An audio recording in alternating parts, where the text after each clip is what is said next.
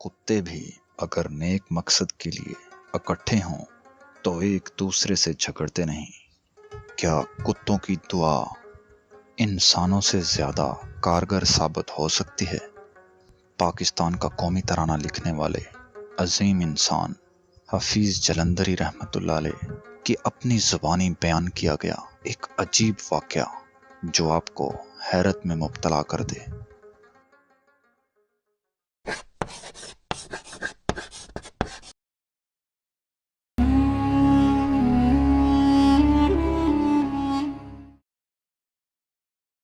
کتوں کی دعا بھی قبول ہوتی ہے۔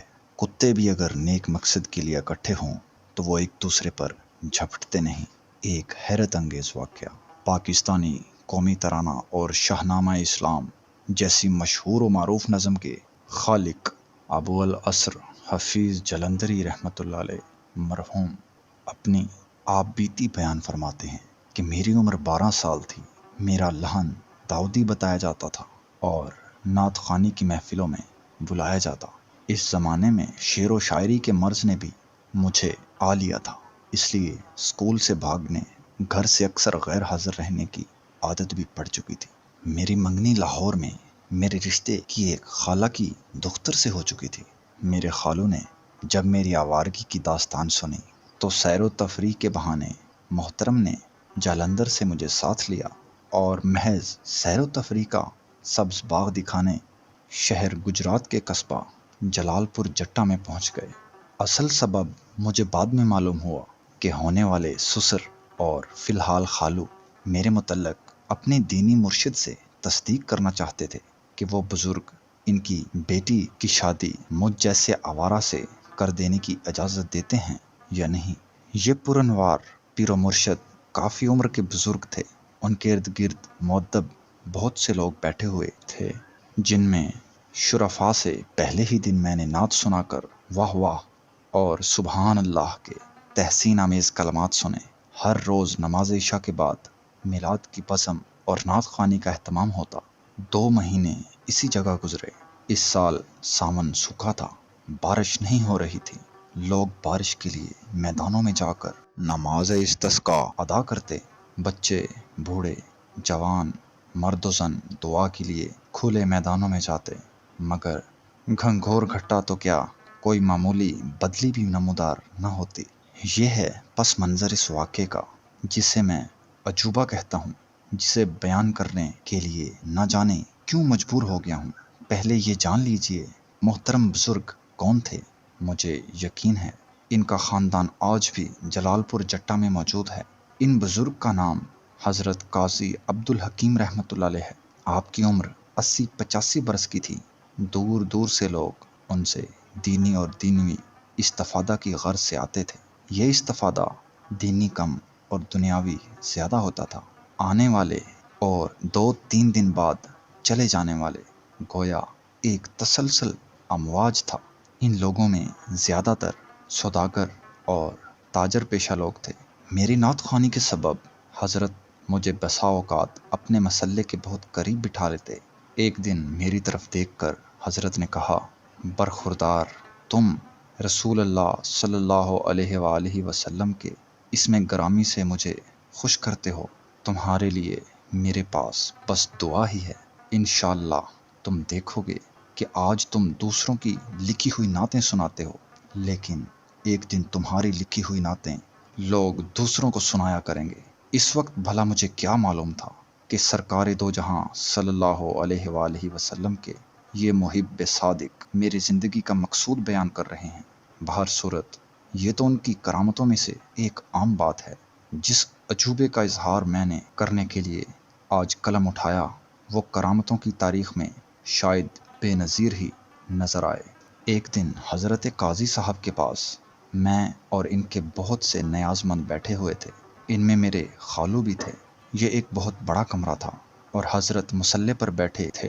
السلام علیکم کہتے ہوئے کندھوں پر رومال اٹھائے 7-8 مولوی طرز کے معتبر آدمی کمرے میں داخل ہوئے اور قاضی صاحب سے مخاطب ہوئے۔ قاضی صاحب نے وعلیکم السلام اور بسم اللہ کہہ کر بیٹھ جانے کا ایما فرمایا۔ ہم سب ذرا پیچھے ہٹ گئے اور مولوی صاحبان تشریف فرما ہو گئے۔ इनमें से एक साहब ने फरमाया कि हज़रत, हमें हज़ारों मुसलमानों ने भेजा है। ये 4 साहिबान गुजरात से हैं और ये वज़ीराबाद से आए हैं, और मेरा आप जानते हैं डॉक्टर टेलर के साथ वाली मस्जिद का इमाम हूँ। अर्ज़ ये करना है कि आप इस ठंडे ठार गोशे में आराम से बैठे रहते हैं, बाहर खल्क़ खुदा मर रही है, नमाजी और बेनमाजी सब बारान रहमत के लिए दुआएं करते हार गए हैं, हर जगह नमाज इस्तिस्का अदा की जा रही है।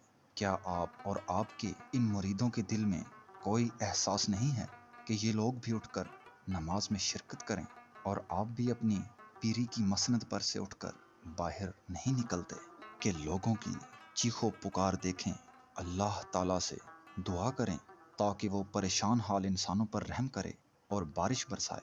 मेरे करीब से एक शख्स ने चुपके से अपने दूसरे साथी से कहा, ये वहाबी है।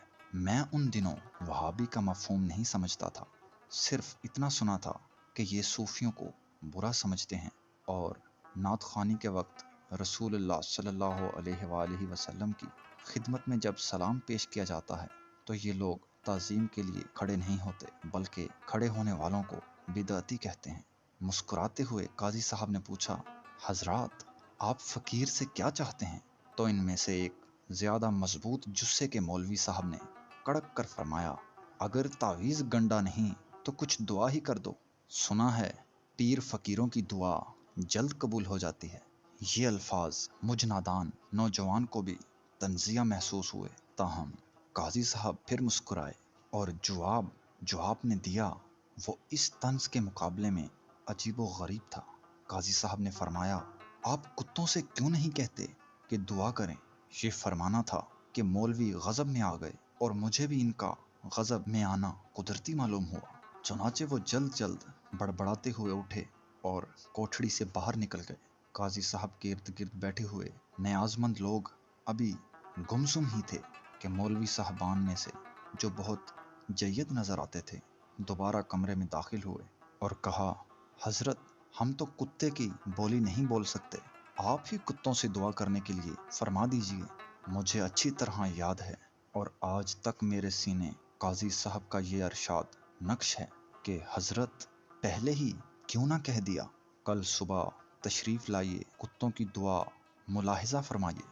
मौलवी साहबान तंज़िया मुस्कुराते हुए चल दिए, और मैंने उनके अल्फाज अपने कानों से सुने कि ये सूफ़ी लोग अच्छे खासे मस्खरे होते हैं। जब मौलवी साहब चले गए तो मेरे खालू से काजी साहब ने फरमाया कि ज़रा छोटे मियाँ को बुलाइए।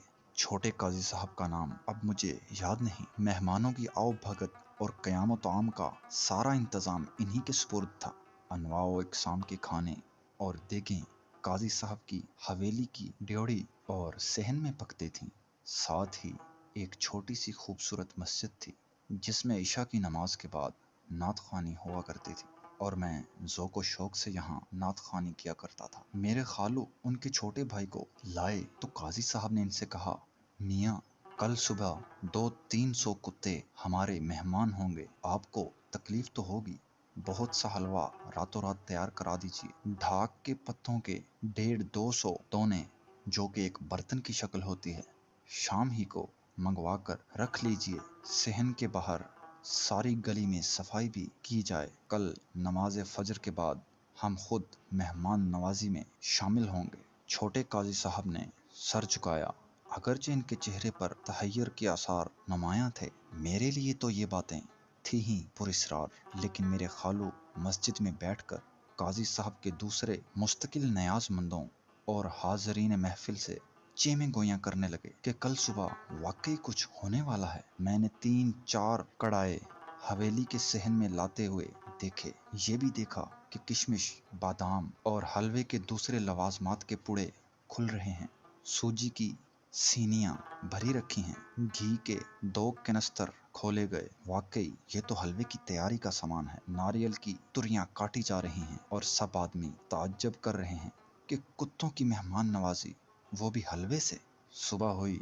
नमाज फजर के बाद हमने देखा कि काजी साहब 2-3 आदमियों को साथ लिए अपने सहन से निकलकर गली में इधर उधर घूमने लगे।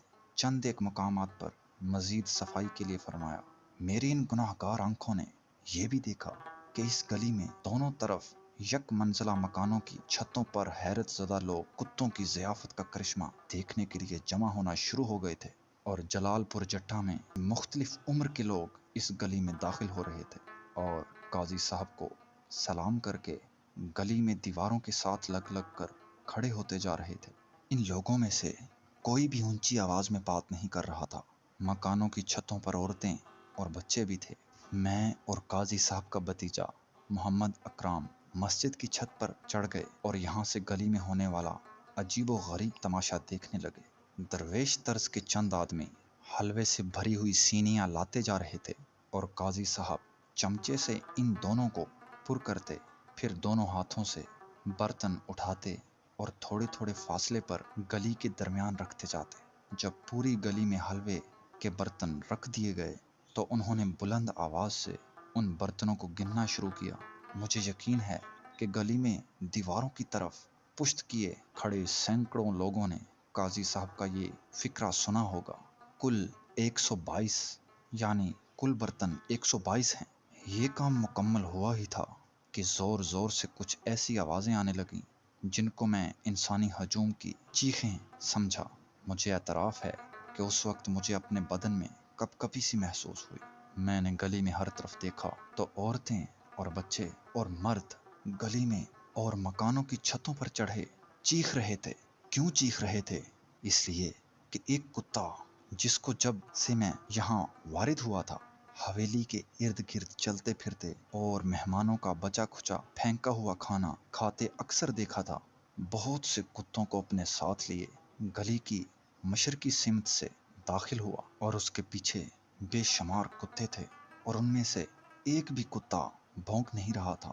بھونکنا تو کیا، اس قدر خلقت کو گلی میں کھڑے دیکھ کر کوئی بھی کتا خوفزدہ نہ تھا اور نہ ہی کوئی غرا رہا تھا۔ وہ سارے کتے دو دو تین تین آگے پیچھے بڑے اطمینان کے ساتھ گلی کے اندر داخل ہو رہے تھے۔ کتوں کی یہ پراسرار کیفیت دیکھ کر ساری خلقت نہ صرف پریشان تھی بلکہ دہشت زدہ بھی تھے۔ پھر ایسی دہشت آج تک مجھے بھی محسوس نہیں ہوئی۔ قاضی صاحب اگر اپنے ہونٹوں پر انگلی رکھ کر لوگوں کو خاموش رہنے کی تلقین نہ کرتے تو میں سمجھتا ہوں کہ گلی میں موجود سارا ہجوم ڈر کر بھاگ جاتا۔ اس گلی والا وہ کتا جس کا میں ذکر کر چکا ہوں قاضی صاحب کے قدموں میں آ کر دم ہلانے لگا۔ قاضی صاحب نے جو الفاظ فرمائے وہ بھی مجھے حرف بحرف یاد ہیں۔ فرمایا، بھائی کالو، تم تو ہمارے قریب ہی رہتے ہو، دیکھو انسانوں پر اللہ تعالی رحمت کی بارش نہیں فرما رہا۔ اللہ کی اور بھی مخلوق ہم انسانوں کے گناہوں کے سبب ہلاک ہو رہی ہے۔ اپنے ساتھیوں سے کہو سب مل بیٹھ کر یہ حلوہ کھائیں اور پھر اللہ سے دعا کریں کہ رحمت للعالمین صلی اللہ علیہ وآلہ وسلم کے صدقے بادلوں کو اجازت دے تاکہ وہ پیاسی زمین پر برس جائیں۔ یہ فرما کر حضرت قاضی صاحب اپنے صحن کے دروازے میں کھڑے ہو گئے، اور پھر میں کیا سبھی نے ایک عجوبہ دیکھا۔ خدا را یقین کیجئے کہ ہر ایک حلوہ بھرے ہوئے برتن کے گرد تین کتے جھک گئے اور بڑے اطمینان کے ساتھ حلوہ کھانے لگے۔ ایک بھی کتا کسی دوسرے کی طرف نہیں دیکھ رہا تھا اور نہ ہی ایک دوسرے پر جھپٹ رہے تھے، اور نہ ہی ان میں سے کوئی چیخا چلایا۔ اور جس وقت یہ سب کتے حلوہ کھا رہے تھے تو ایک اور عجیب و غریب منظر دیکھنے میں آیا کہ وہ کتا جو اس گلی کا پرانا باسی اور ان تمام کتوں کو یہاں پر لانے والا تھا خود نہیں کھا رہا تھا بلکہ گلی میں مسلسل ایک سرے سے دوسرے سرے تک گھوم رہا تھا جیسے وہ ضیافت کر رہا ہو۔ تھوڑی ہی دیر میں سب کتے حلوہ کھا کر فارغ ہو گئے۔ بے شمار لوگوں کے ہجوم میں سے صرف قاضی صاحب کی آواز ایک مرتبہ پھر سنائی دی۔ وہ فرما رہے تھے، لو بھائی کالو، ان سے کہو کہ اللہ سے دعا کریں تاکہ خدا جلد ہی انسانوں پر رحم کر دے۔ یہ سنتے ہی میں نے غیر ارادی طور پر ایک طرف دیکھا تو کل والے مولوی صاحبان ایک سمت کھڑے اس قدر حیرت زدہ نظر آ رہے تھے جیسے یہ لوگ زندہ ہی نہ ہوں یا سکتے کے عالم میں ہوں۔ اب صبح کے 9-10 بجے کا وقت تھا۔ ہر طرف دھوپ پھیل چکی تھی، تپش میں تیزی آتی جا رہی تھی۔ جب قاضی صاحب نے کالو کو اشارہ کیا، حیرت انگیز محشر برپا ہوا۔ تمام کتوں نے اپنا منہ آسمان کی طرف اٹھا لیا اور ایک ایسی متحد آواز میں غرانا شروع کیا جو میں کبھی کبھی راتوں کو سنتا تھا، جسے سن کر میری دادی کہا کرتی تھی کہ کتا رو رہا ہے، خدا خیر کرے۔ آسمان کی طرف تھوڑی دیر منہ کر کے لمبی غراہٹوں کے بعد یہ کتے جو مشرق کی سمت سے آئے تھے اب مغرب کی طرف چل دیے۔ میں اور قاضی اکرام ہی نہیں، جلال پور جٹاں کے سبھی مرد و زن کتوں کو گلی سے رخصت ہوتے دیکھ رہے تھے اور حلوے کے خالی برتن آسمان کی طرف منہ کھولے گلی میں بدستور پڑے تھے۔ جو ہی کتے گلی سے نکلے، قاضی صاحب کے ہاتھ بھی دعا کے لیے اٹھ گئے اور ان کی سفید داڑھی پر چند موتی سے چمکنے لگے۔ یقیناً یہ آنسو تھے۔ پس منظر بیان ہو چکا، اب ذرا منظر ملاحظہ فرمائیے۔ کیا آپ یقین کریں گے کہ میں جو آج 70 برس اور 11 مہینے کا بوڑھا بیمار ہوں، خدا عز و جل اور رسول اللہ صلی اللہ علیہ وآلہ وسلم کی قسم کھا کر کہتا ہوں کہ بادل گرجا اور مغرب سے اس تیزی کے ساتھ گھٹا امڑی کہ گلی ابھی پوری طرح خالی بھی نہ ہو پائی تھی۔ مرد، عورتیں، بچے ابھی چھتوں سے پوری طرح اترنے بھی نہ پائے تھے کہ بارش ہونے لگی۔ ہم بھی مسجد کی چھت سے نیچے اترے، پہلے مسجد میں گئے اور پھر حلوہ کھانے کا شوق لیے حویلی کی ڈیوڑی میں چلے گئے۔ دیکھا کہ وہی معتبر مولوی صاحبان چٹائیوں پر بیٹھے ہیں اور حضرت قاضی صاحب حلوے کی تشتریاں ان لوگوں کے سامنے رکھتے جا رہے ہیں۔ وہ حلوہ کھاتے بھی ہیں اور آپس میں ہنس کر باتیں بھی کر رہے ہیں۔ ایک کی زبان سے میں نے یہ بھی سنا کہ حضرت، یہ نظر بندی کا معاملہ نہیں تو پھر اور کیا ہے؟ جادو، نعوذ باللہ۔ مجھے اچھی طرح یاد ہے کہ قاضی صاحب ان کی اس بات پر دیر تک مسکراتے رہے اور ان بن بلائے مہمانوں کے لیے مزید حلوہ طلب فرمایا۔ باہر بارش ہو رہی تھی اور اندر مولوی صاحبان خوشی سے حلوہ اڑا رہے تھے۔ قاضی صاحب کے جو الفاظ آج تک میرے سینے پر منقوش ہیں، میں یہاں ثبت کیے دیتا ہوں اور میرا ایمان ہے کہ یہی مقصود تھا۔ قاضی صاحب نے کہا تھا، کتے مل جل کر کبھی نہیں کھاتے، لیکن آج بھلائی کے لیے جمع ہوئے تھے، اللہ کے بندوں کے لیے دعا کرنے کے لیے۔ وہ اتنے متحد رہے کہ ایک نے بھی کسی دوسرے پر چھینا جھپٹی نہیں کی۔ ان کا ایک ہی امام تھا، اس نے کھایا بھی کچھ نہیں۔ اب وہ آئے گا تو میں اس کے لیے حلوہ حاضر کروں گا۔ ایک مولوی صاحب نے کہا، حضرت ہمیں تو یہ جادوگری نظر آتی ہے۔ قاضی صاحب بولے، مولوی صاحب ہم تو آپ ہی کے فتووں پر زندگی گزارتے ہیں، خواہ اسے جادو فرمائیں یا نظر بندی۔ آپ نے یہ تو ضرور دیکھ لیا ہے کہ کتے بھی کسی نیک مقصد کے لیے جمع ہوں تو آپس میں لڑتے جھگڑتے نہیں۔ یہ سن کر مولوی صاحبان جیپتے نظر آئے۔ مجھے یاد ہے کہ مولوی صاحبان کو بھیگتے ہوئے ہی اس صحن سے نکل کر جاتے ہوئے میں نے دیکھا تھا۔ بخدا یہ عجوبہ اگر میں خود اپنی نظروں سے نہ دیکھتا تو کسی دوسرے کے بیان کرنے پر کبھی یقین نہ کرتا۔ یاد رہے کہ میں وہی حفیظ جلندری ہوں جس کے بارے میں حضرت قاضی صاحب نے جلال پور جٹا میں 60 سال پہلے فرمایا تھا کہ حفیظ تیری لکھی ہوئی نعتیں دوسرے سنایا کریں گے۔ الحمدللہ، نعت رسول خدا صلی اللہ علیہ وآلہ وسلم یعنی شاہنامہ اسلام ساری دنیا کے اردو جاننے والے مسلمان خود پڑھتے ہیں اور دوسروں کو بھی سناتے ہیں۔